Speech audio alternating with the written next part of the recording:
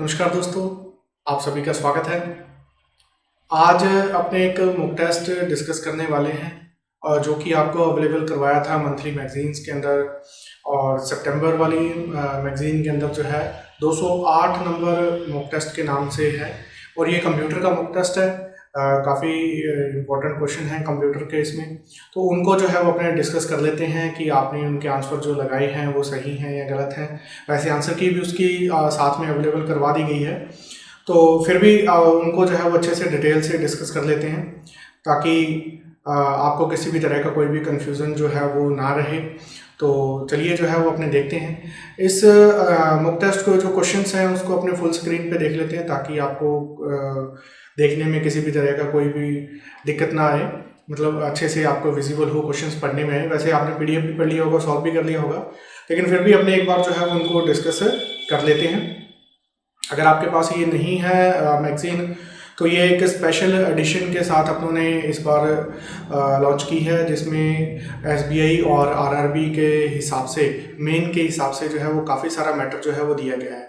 इसमें एमसीक्यू जो है वो जनवरी से लेके अभी तक के जो है वो इसमें एमसीक्यू क्वेश्चंस भी आपको दिए गए हैं और भी इसके अलावा भी काफ़ी सारी जानकारी है जो आपको दी गई है। तो उम्मीद करते हैं कि आपको ये मैगज़ीन जो है वो आपके लिए काफ़ी इंपॉर्टेंट साबित होगी। अभी जो इसके अंदर मॉक टेस्ट है उसको थोड़ा डिस्कस कर लेते हैं। कंप्यूटर के क्वेश्चन हैं तो देख लेते हैं उनको क्या क्या आंसर हैं उनके, किस तरह से है। तो चलिए जो है वो अपने शुरू करते हैं। तो देखें जी, पहला क्वेश्चन जो है वो अपने पास कि लॉगिन नेम और पासवर्ड के सत्यापन यानी कि एंटर करने को क्या कहा जाता है। जब अपने लॉगिन नेम डालते हैं और पासवर्ड डालते हैं तो उसे क्या कहा जाता है। ऑप्शन देखें अपने पास, एलिनेशन है, ऑथेंटिकेशन, कॉन्फ़िगरेशन, सर्टिफिकेशन, लॉगिन। तो उसे क्या कहा जाता है जब अपने एंटर करते हैं पासवर्ड और यूज़र नेम को, तो उसे कहा जाता है ऑथेंटिकेशन। तो उसे क्या कहा जाता है, ऑथेंटिकेशन कहा जाता है। उसी तरह से एमएस वर्ड डॉक्यूमेंट में जो है वो लैंडस्केप से क्या तात्पर्य है। तो लैंडस्केप और पोर्ट्रेट होते हैं, दो आपको बताए हुए हैं, और ये दोनों क्या है, पेज ओरिएंटेशन है। ये दोनों क्या है, पेज ओरिएंटेशन है। उम्मीद है कि आपको ध्यान होगा। नेक्स्ट क्वेश्चन कि वायरलेस नेटवर्क में सिग्नल ट्रांसमिट करने के लिए किन तरंगों का जो है वो उपयोग किया जाता है। तो यहाँ पे आपको पता है कि ज़्यादातर जो मेन जो अपने सिग्नल्स का यूज़ किया जाता है ट्रांसमिट करने के लिए, तो वो होती हैं जी रेडियो वेव्स, यानी कि रेडियो तरंगें। कौन सी होती हैं, रेडियो वेव्स। ठीक है जी, उसके बारे में जो है वो अपने बात कर रहे हैं। तो नेक्स्ट क्वेश्चन है जी अपने पास कि निम्नलिखित में से कौन सी नेटवर्क टोपोलॉजी नहीं है। तो ट्री होती है, स्टार होती है, बस होती है, रिंग भी है, लेकिन कार नाम से कोई भी टोपोलॉजी जो है वो नहीं होती है। तो 4 नंबर ऑप्शन जो है वो अपना सही है जी, कार इसका गलत आंसर है। उसके बाद है जी कि निम्नलिखित में से कौन सा कथन सही है। जो आपके सामने है इनमें से कौन सा कथन जो है वो सही है। तो इसमें 2 नंबर कथन जो है वो सही है कि 1 KB जो है वो 1024 बाइट से मिलकर बनता है। बाकी सारे कॉम्बिनेशन जो है वो क्या है, गलत है। उसके बाद अपने अगले क्वेश्चन की तरफ बढ़ते हैं। W3C की फुल फॉर्म क्या है। तो W3 होता है वर्ल्ड वाइड वेब और कंसोर्टियम होता है C। तो ये अपना है 2 नंबर आंसर जो है वो अपना सही है इसमें। उसके बाद है एक्सेल में सभी फॉर्मूलाज डैश से आरंभ होते हैं। बहुत आसान है, सभी फॉर्मूला जो है वो किससे शुरू होते हैं। तो इक्वल टू के सिंबल से जो है वो सारे फॉर्मूला जो है वो शुरू होते हैं। नेक्स्ट क्वेश्चन की अगर अपने बात करते हैं, नेक्स्ट क्वेश्चन अपने पास है कि इलेक्ट्रॉनिक डिवाइस जैसे कंप्यूटर, टेलीविजन और रिमोट से नियंत्रित होने वाले डिवाइसों को स्लीप मोड में रखने का क्या उद्देश्य होता है। अगर अपने कंप्यूटर को स्लीप मोड में रखते हैं तो उसका मतलब क्या होता है। तो उसका यहाँ पे मतलब होता है जी विद्युत खपत में कमी लाना। यानी कि स्लीप मोड यही है कि जो ज़्यादा पावर कंज्यूम करती हैं वो सारी डिवाइसेस जो ज़्यादा पावर कंज्यूम कर रही हैं उन्हें क्या करते हैं, अपने मतलब स्लीप मोड में ले जाते हैं। तो यानी कि अपनी जो बिजली की खपत है उसे क्या कर देते हैं, अपने कम कर देते हैं। उसी तरह से नेक्स्ट क्वेश्चन है जी अपने पास कि वह फाइल जिसमें रेडीमेड टेम्पलेट जिसे अपने थीम इफेक्ट भी कहते हैं, बैकग्राउंड स्टाइल और प्रेजेंटेशंस के लिए कंटेंट भी शामिल होता है, वो क्या कहलाती है? मतलब जिसमें सब कुछ रेडीमेड मिलता है, पहले से अपने को अवेलेबल होता है। तो इसका आंसर है जी टेम्पलेट। टेम्पलेट्स के अंदर अपने को सब कुछ पहले से ही अवेलेबल होता है। नेक्स्ट है जी 10 नंबर क्वेश्चन है अपने पास कि कंप्यूटर हाई लेवल लैंग्वेज में लिखे गए प्रोग्राम को किस लैंग्वेज में ट्रांसलेट करता है? कंप्यूटर जो है वो हाई लेवल लैंग्वेज में लिखे गए प्रोग्राम को किस में ट्रांसलेट करने का काम करता है? तो ये करता है जी मशीन लैंग्वेज में ट्रांसलेट करने का काम करता है। क्यों? क्योंकि कंप्यूटर जो है वो क्या है, एक मशीन है और वो किसे समझता है? मशीनी लैंग्वेज को समझता है। उसी तरह से ये कह रहे हैं कि शीघ्रता से एक्सेस करने के लिए एक वेब पेज पर स्टोर किया गया लिंक क्या कहलाता है, जिसे अपने जल्दी से एक्सेस कर सकते हैं, मतलब वहां पर पहुंच सकते हैं, तो उसे क्या कहा जाता है? तो उसे कहा जाता है बुकमार्क।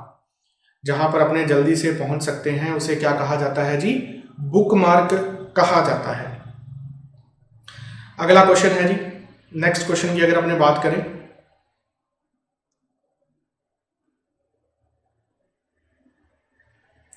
नेक्स्ट क्वेश्चन है निम्नलिखित में से कौन पीसी के लिए विंडोज ऑपरेटिंग सिस्टम सॉफ्टवेयर का वर्जन नहीं है? तो यहाँ पे लिनक्स है। लिनक्स जो है वो एक अलग से ऑपरेटिंग सिस्टम है, तो वो विंडो का जो है वो कोई भी टाइप नहीं है, तो इसका आंसर क्या है? लिनक्स है। उसी तरह से नेक्स्ट क्वेश्चन है कि डिस्क की मेन डायरेक्टरी डैश डायरेक्टरी कहलाती है। तो मेन डायरेक्टरी होती है उसे क्या कहा जाता है? उसे कहा जाता है रूट डायरेक्टरी। उसे क्या कहते हैं? रूट डायरेक्टरी कहा जाता है। उसी तरह से नेक्स्ट क्वेश्चन है कि डैश डेटा और प्रोग्रामों को स्टोर करने के लिए आवश्यक स्पेस की मात्रा कम करते हुए कार्य को निष्पादित करता है, यानी कि करता है। मतलब कौन सा वो प्रोग्राम है जो मतलब स्पेस जो चाहिए, जो स्टोरेज चाहिए, उसको कम कर देता है, उसकी ज़रूरत को कम कर देता है। तो वो है जी फाइल कंप्रेशन, यानी कि उनके साइज को जो है वो कंप्रेस कर दिया जाता है और छोटा जो है वो साइज कर दिया जाता है। ठीक है जी, तो फाइल कंप्रेशन। अगला क्वेश्चन नेक्स्ट है जी computer program high level language में लिखे जाते हैं, इन्हें क्या कहा जाता है? जो प्रोग्राम हाई लेवल लैंग्वेज में लिखे जाते हैं उन्हें क्या कहा जाता है? तो उन्हें कहा जाता है जी सोर्स कोड। जो हाई लेवल लैंग्वेज में लिखे जाते हैं उन्हें क्या कहा जाता है? सोर्स कोड जो है वो कहा जाता है। उम्मीद है कि आपको पता होगा। अगला क्वेश्चन बहुत बढ़िया है कि कट और पेस्ट करते समय कट किया गया जो आइटम है वो अस्थायी रूप से कहां पर स्टोर होता है? तो वो अस्थायी रूप से कहाँ पे स्टोर होता है? बहुत बार मैंने आपको बताया है, ये जो है वो स्टोर होता है जी क्लिप बोर्ड के अंदर। अस्थायी रूप से जो स्टोर किया गया होता है वो कहाँ पे होता है? क्लिप बोर्ड के अंदर जो है वो स्टोर होता है। और जब भी अपने पेस्ट करते हैं तो वो कहाँ से पेस्ट होता है? तो क्लिप बोर्ड से पेस्ट होता है। और कहाँ पर होता है? जहाँ पर भी आप पेस्ट करते हो। कितनी बार पेस्ट कर सकते हो? कितनी भी बार जो है वो आप पेस्ट कर सकते हो। उसके बाद है कि निम्नलिखित में से कंप्यूटर के 4 प्रमुख कार्यों का सही क्रम जो है वो कौन सा है? कंप्यूटर कौन कौन से जो 4 मेन काम करता है और उनका सही क्रम जो है वो कौन सा है? तो उनका सही क्रम है जी इनपुट सबसे पहले होता है, फिर प्रोसेस होता है, फिर आउटपुट होता है और फिर स्टोरेज होती है। तो ये 5 नंबर जो है वो अपना आंसर जो है वो सही है। नेक्स्ट क्वेश्चन है कि सुरक्षा नियमों के लिए, नेटवर्क सिक्योरिटी के लिए इनकमिंग आउटगोइंग किसकी, ट्रैफिक की को कौन नियंत्रित करता है? कौन ये सारा काम करता है? तो ये सारे काम कौन करता है?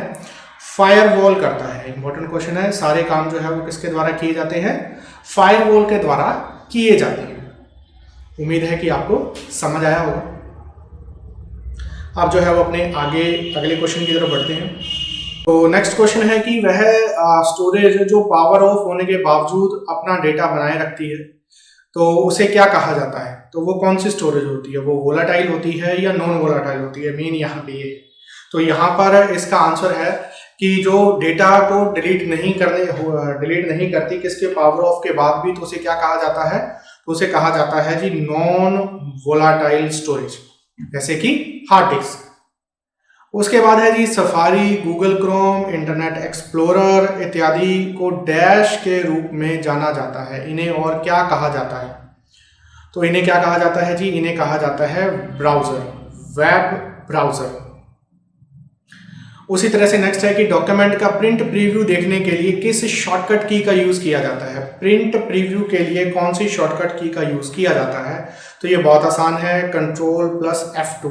यानी कि प्रिंट निकालने से पहले उसका प्रीव्यू चेक किया जाता है कि उसका प्रीव्यू जो है वो किस तरह से अपने को दिखाई देगा।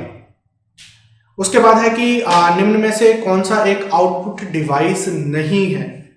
तो आउटपुट डिवाइस कौन सा नहीं है? तो यहाँ पे अपना आंसर है जी स्कैनर। स्कैनर जो है वो एक इनपुट डिवाइस है, ना कि आउटपुट डिवाइस है। बाकी सारे जो है वो क्या है? आउटपुट डिवाइस है।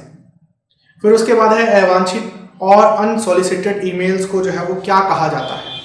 तो उन्हें क्या कहा जाता है जी? उन्हें कहा जाता है स्पैम, जंक मेल जिन्हें अपने कह सकते हैं, स्पैम मेल्स जो है उन्हें कहा जाता है। फिर उसके बाद अगला क्वेश्चन अपने देखते हैं। नेक्स्ट क्वेश्चन है कि कंप्यूटर क्षेत्र में ट्रैक बॉल, माउस और जॉयस्टिक डैश के उदाहरण हैं। ये सब किसके उदाहरण हैं? तो ये सब उदाहरण है जी पॉइंटिंग डिवाइस के। ये सारे क्या हैं? इनपुट डिवाइस तो है ही, इनपुट डिवाइस के साथ साथ पॉइंटिंग डिवाइस भी हैं। उसी तरह से अगला क्वेश्चन है कि मेमोरी से प्रोग्राम, इंस्ट्रक्शन या डेटा आइटम चयन करने की प्रक्रिया क्या कहलाती है? तो मेमोरी से प्रोग्राम, इंस्ट्रक्शन या डेटा आइटम को चयन करने की जो प्रक्रिया है वो कहलाती है जी फैचिंग। डेटा को क्या किया जाता है? फैच किया जाता है। फैचिंग आपको बताया था अगर आपने ध्यान से क्लासें अटेंड की हैं तो। उसके बाद है कि सेव की गई फाइल स्थायी रूप से डैश में सेव रहती है। जैसे फाइल को आप सेव कर देते हैं तो वो जनरली कहाँ पे स्टोर होती है? तो वो जनरली स्टोर होती है जी कहाँ पे? हार्ड डिस्क में। हार्ड डिस्क जो है वो अपने परमानेंट डेटा को स्टोर करने के लिए यूज में लेते हैं। अगला क्वेश्चन, वेब पर इंफॉर्मेशन फाइंड करने के लिए डैश इंजन का प्रयोग किया जाता है। किस इंजन का? सर्च इंजन का यूज किया जाता है। आसान क्वेश्चन था। अगला क्वेश्चन है 28 नंबर है जी अपने पास। निम्नलिखित में से किस प्रकार का ऑपरेटिंग सिस्टम दो या उससे अधिक टर्मिनलों के द्वारा कंप्यूटर सिस्टम को एक साथ एक्सेस करने की जो है वो अनुमति प्रदान करता है? तो वो कौन सी है? Multi user. ऐसा ऑपरेटिंग सिस्टम जो दो या दो से अधिक टर्मिनलों को एक साथ कंप्यूटर सिस्टम को एक्सेस करने की जो है वो परमिशन देता है, तो वो है जी मल्टी यूजर। उसके बाद है निम्न में से कौन डेटा स्टोरेज की सबसे छोटी इकाई है? तो सबसे छोटी इकाई तो बिट होती है, लेकिन ऑप्शंस के हिसाब से सबसे छोटी इकाई जो है वो कौन सी है? तो ऑप्शंस के हिसाब से, ऑप्शंस में जो सबसे छोटी है तो वो है जी किलोबाइट। ऑप्शंस के हिसाब से सबसे छोटी जो डेटा स्टोरेज इकाई है, यूनिट है, वो कौन सी है? किलोबाइट है। तो अगला क्वेश्चन है कि यूनिक्स एक डैश ऑपरेटिंग सिस्टम है। बहुत बार बताया आपको कि यूनिक्स एक कौन सा ऑपरेटिंग सिस्टम है? विंडोज है, मैक है, एक्सपेंसिव है, माइक्रोसॉफ्ट है या ओपन सोर्स है? तो ये है जी ओपन सोर्स सॉफ्टवेयर है, यूनिक्स और लाइनक्स दोनों। एंड्रॉयड भी जो है वो आपका एक ओपन सोर्स सॉफ्टवेयर है। उसके बाद है ब्राउजर क्या है? तो ब्राउजर अपने काफी बार पढ़ चुके हैं। ब्राउजर क्या है? वेब पेजों को सर्च करने वाला एक सॉफ्टवेयर है। अगला क्वेश्चन है मेगाहर्ट्ज शब्द का अर्थ क्या है? मेगाहर्ट्ज, तो एम से आपको बताया था मिलियन, तो मिलियन वाले अपने पास दो हैं। मिलियन साइकिल प्रति मिनट नहीं होता, मिलियन साइकिल प्रति सेकंड होता है। मिलियन साइकिल प्रति सेकंड। तो यहां पर 5 नंबर अपना ऑप्शन जो है वो सही है, मिलियन साइकिल प्रति सेकंड। निम्न में से कौन डॉस पर आधारित एक लोकप्रिय स्प्रेडशीट सॉफ्टवेयर है? तो इसका आंसर है जी अपने पास लोटस। इसका आंसर क्या है? लोटस। लोटस 1 2 3 जो है वो इसका आंसर है। अगला क्वेश्चन है जी कि निम्न में से कौन सी एक प्रोग्रामिंग लैंग्वेज है? निम्न में से कौन सी एक प्रोग्रामिंग लैंग्वेज है? तो प्रोग्रामिंग लैंग्वेज इनमें से जो है वो है जी पास्कल। प्रोग्रामिंग लैंग्वेज कौन सी है? पास्कल है। अगला क्वेश्चन है कंप्यूटर के क्षेत्र में .txt, .doc और .smp क्या है? डैश है, यानी कि ये जो डॉट के बाद लिखा रहता है ये क्या है, तो ये होते हैं फाइल एक्सटेंशन, जिससे कि अपने को फाइल के बारे में पता चलता है कि फाइल किस सॉफ्टवेयर की है और किस तरह का डेटा जो है वो फाइल के अंदर स्टोर है। अगला क्वेश्चन, एक छोटा सा चित्र जो कंप्यूटर स्क्रीन पर किसी प्रोग्राम या शॉर्टकट की का जो है प्रतिनिधित्व करता है, मतलब उसको शो करता है। तो आप देखते हैं स्क्रीन के ऊपर क्या होते हैं, आइकन्स होते हैं। आइकन वो छोटे ग्राफिकल जो है वो एक तरह से ऑब्जेक्ट होते हैं जो अपने को किसी भी चीज़ का शॉर्टकट की अपने को एक शॉर्टकट एक तरह से उपलब्ध करवाते हैं, जैसे कि माई कंप्यूटर का या कोई और जो है वो शॉर्टकट होते हैं अपने पास आइकन्स। उसके बाद है नेक्स्ट क्वेश्चन की हॉरिजॉन्टल और वर्टिकल पिक्सेल्स की न्यूनतम संख्या जिसे स्क्रीन पर डिस्प्ले किया जाता है, तो वो क्या होती है, तो वो होती है जी रेजोल्यूशन, स्क्रीन की रेजोल्यूशन, जिससे कि स्क्रीन की क्वालिटी का भी जो है वो अपने को पता चलता है कि स्क्रीन की रेजोल्यूशन जो है वो क्या है, कैसी है, उसके बारे में।